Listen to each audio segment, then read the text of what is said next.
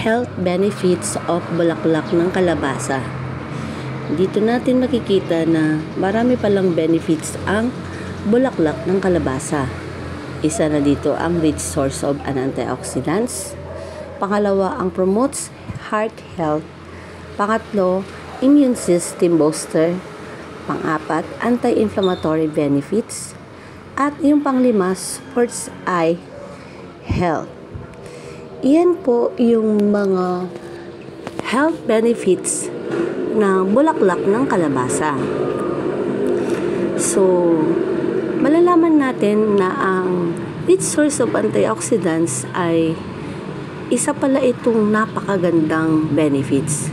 Antioxidants play a crucial role in maintaining our overall health by neutralizing harmful free radicals that damage cells and lead to chronic diseases. Ayan, nakikita nyo na ang antioxidants ay nakakapag-maintain sa overall ng ating health na magiging harmful ang ating radicals. Yun ay yung mga cells natin na hindi maganda sa blood natin, na may maintain niya at nasa-circulate niya ito ng napakaganda, ang daloy. At ito naman yung pangalawa, yung promote heart health. Ang heart disease is leading cause of mortality worldwide, but a diet rich in heart-healthy foods can reduce the risk. Nakakapag-reduce ito sa ating katawan. So, bulaklak ng kalabasa contains compound like potassium and magnesium that are beneficial of cardiovascular health. Ito yung ang tawag nito, yung vitamina na nabibigay niya sa ating puso. Pangatlo naman, di ba, yung immune system boosters. Ang immune system booster natin, a strong immune system is essential for warding off infections and illnesses. Yung mga kahinaan natin, mga infection, ayan, nakakapaglakas, nakakapag-strong. It gives vitamins and minerals. Nagkikipagbigay ng vitamins. Vitamin C, for instance, is known for an immune-enhancing properties and can help the body fight off infection. Vitamin A is crucial for maintaining the integrity of the skin and mucous membranes, acting as a first line of defense against pathogens. Ibig sabihin, yung immune system natin ay napapagpalakas niya ito kasi nakakapagbigay ng mga bitamina. Ito naman yung isa sa mga benefits, yung anti-inflammatory benefits. Ang chronic inflammatory is associated with numerous health issues, including arthritis, diabetes, and certain cancers. Wow, di ba ang ganda? Fortunately, bulaklak ng kalabasa contains anti-inflammatory compounds that may help reduce inflammation in the body. Iyan, yung mga may arthritis, diabetes, ayan, di ba? Tapos, mga nagkakaroon ng cancers, ayan, maganda siya. Talagang mawawala ang mga bagay-bagay na sakit na yan dahil sa chronic inflammatory na nararamdaman natin. So, i-avoid tayo sa bagay na yan kapag kumakain tayo ng bulaklak ng kalabasa. Siyempre, mayroon din tayong panglima.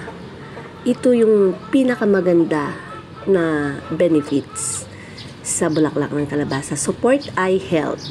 Our eyes are precious and protecting them is vital. Squash blossoms offer significant benefits for eye health thanks to their content of lutein and zeaxanthin. Ang support eye health, ibig sabihin, ang mga mata natin ay sinusupport niya ito ng kalinawan at liwanag paningin natin. Ito naman yung mga precautions and considerations. While bulaklak ng kalabasa offers an array of health benefits, it's essential to the mindful of potential allergies or adverse reaction. If you have pollen allergies or a history of food sensitivities, consult with your healthcare provider before introducing squash blossoms into your diet. Additionally, ensure that you source, prepare, and cook the flowers safely to avoid any potential health risks. So, maraming precautions and consideration. Kaya, syempre, hindi din tayo basta-basta kumakain ng bulaklak ng kalabasa.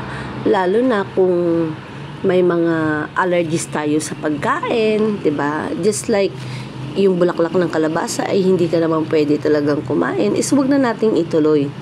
Pero 'di ba nga, kapag wala tayong mga allergies sa food, like hindi naman tayo allergy sa bulaklak ng kalabasa, iyan yung mami-maintain niya sa ating katawan. So, napakaganda ang kanyang naibibigay na benefits. Kapag, gaya ng sinabi ko, kapag tayo ay may mga allergies, yun, history na sensitive tayo sa mga foods, diba? Iyan yung dapat i-consult muna natin sa ating mga healthcare, yung sa mga doktor natin, kung tayo ay pwede din kumain ng bulaklak ng kalabasa. Minsan kasi nilalaga lang, or mas maganda is talagang iluluto para nga ma-avoid yung katawan natin na sumigi. I mean, sumigi yung sakit na nararamdaman natin ay hindi basta-basta na lamang mabigla tayo o mabulaga sa kung ano man ang nararamdaman natin. Yun yung i-avoid ng ating health. Kaya kailangan ang mga precautions and considerations ng ating bulaklak ng kalabasa is dapat talagang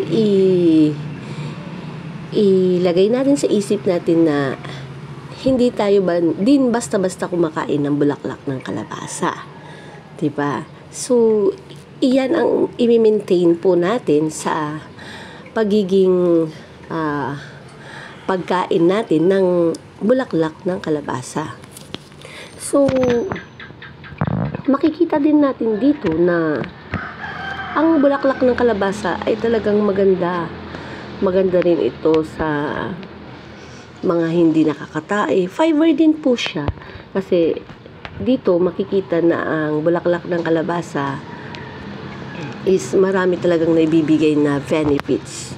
Kaya tandaan natin, meron tayong mga karagdagang benefits sa pagkain ng squash, yung bulaklak ng kalabasa. Una, prevents chronic diseases. Just like yung mga nabanggit ko sa una, squash contains antioxidants, kaya yun ang sinabi ko, which prevents cellular damage caused by free radicals.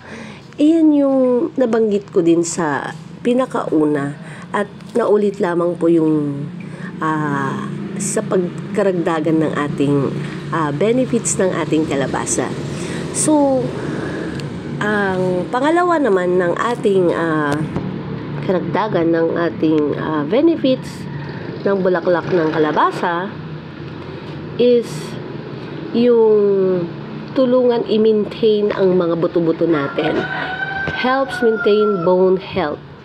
Squash is rich in minerals including calcium. So, may vitamin siya. Yung vitamins niya na naibibigay is yung calcium. Ayan yung pangatlo, keeps blood healthy. Yung blood natin nakakadagdag din ito sa dugo natin. I mean, yung dugo natin napapalapot din niya. Ayun nga, yung pang-apat, supports heart health and function. Yung puso natin, yung pagtibok ng puso natin, ay napapaganda niya ang pagtibok ng puso natin. Ayan. At meron din tayo syempre, panglima sa karagdagan ng ating health benefits. Just like yung sinabi ko din sa una, remember, protect sa eye health. pinoprotektahan niya yung mata natin. I mean, napapaganda niya yung linaw ng ating mga mata.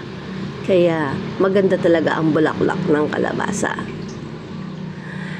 Tandaan, huwag kalimutan ang mga karagdagan ng ating health benefits o bulaklak ng kalabasa. Meron pa tayong karagdagan na eto nga, keeps skin healthy. Yung balat natin is napapadaloy niya yung dugo, kaya yung balat natin magiging maganda ang kalabasan. Hindi katulad yung dry skin, 'di ba? Yung mga skin natin nagda-dry. Yan, maganda talaga bulaklak ng kalabasa. Ito, magbibigay nga pala ako ng mga gulay na walang sugar. Just like which vegetables have no sugar. Yan yung pwedeng makainin, yung mga may diabetes. Ayan, mushrooms, spinach, kale, soybean sprouts, celery, broccoli, cucumber, cauliflower, radishes, and asparagus. Ito nga pala yung mga gulay na walang sugar. So, pwede itong kainin ng mga katulad nating mga may edad na may diabetes at hindi kailangan kumain ng mga iba't ibang gulay para lang magka-sugar. Yan yung mga wala. That all would be the vegetables with the lowest sugar content available. I mean, hindi mo naman nasasabing wala siyang sugar. I mean, yan yung talagang napakababa talaga.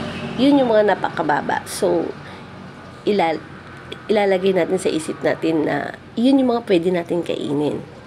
Kapag meron kayong gustong kainin na gulay, katulad din sa mga may diabetes, remember, ulitin nyo lamang po itong video ko para panoorin, para ma-remember nyo yung mga dapat na kainin na walang sugar din. Diba? Dinagdag ko lamang po dito sa aking vlog para sa ganun po ay alam ninyo. Kaya tandaan po natin, besides the ability to strengthen the immune system and heart function, eating squash regularly also contributes to stronger teeth and bones. Ayan, nakakapagpatibay ng ating mga buto-buto at ngipin. Kaya maganda ang bulaklak ng kalabasa. So, before I end my vlog, well, don't forget to click the notification bell all on my channel. Subscribe, of course, and of course, share and like. So, please remember, I have iServer 23. Thank you for watching.